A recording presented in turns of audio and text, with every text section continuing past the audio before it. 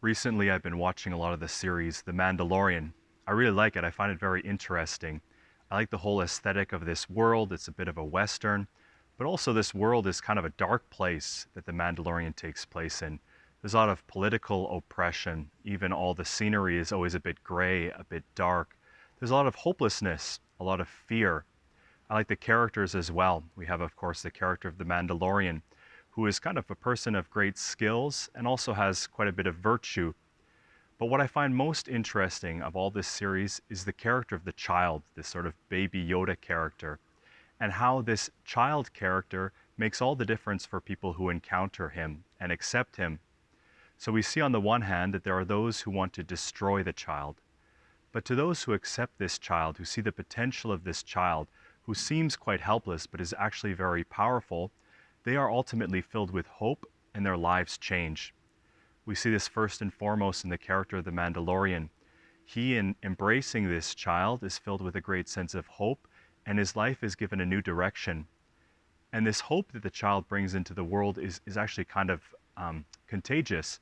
All those who encounter the child or hear about the child and accept the child are filled with hope in this dark world, in this dark place, and they ultimately are able to have their lives changed by the child. This, I think, is a good image or parallel to what Jesus does when he comes into the world. When Jesus Christ was born 2,000 years ago or so, he too came into a dark world, a dark where there was oppression. The oppression at this time was not from some space empire, but from the Roman Empire. It was a time of great hopelessness, a time of darkness as well. But Jesus Christ, when he comes into the world, comes and brings people who accept him a message of hope and allows them to change their lives. Now, for Jesus too, there were some people who did not accept him, who wanted to kill him. We see this most clearly in the image or the example of Herod in Matthew's gospel.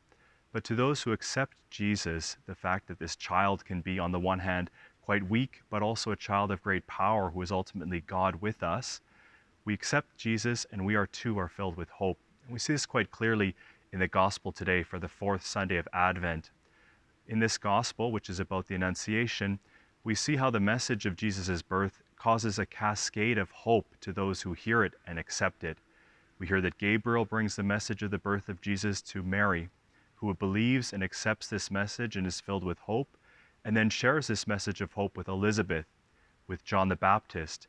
John the Baptist goes and shares this message of hope with all people, drawing them to accept Jesus into their lives. We too, as we prepare for our Christmas at a time of pandemic, are living in a bit of a dark place. There is fear, there is anxiety, there is this looming sense of sickness and of death. But just as when Jesus came into the world some 2,000 years ago, so now, the birth of this child is also a message of hope for us who would accept it, who would receive it.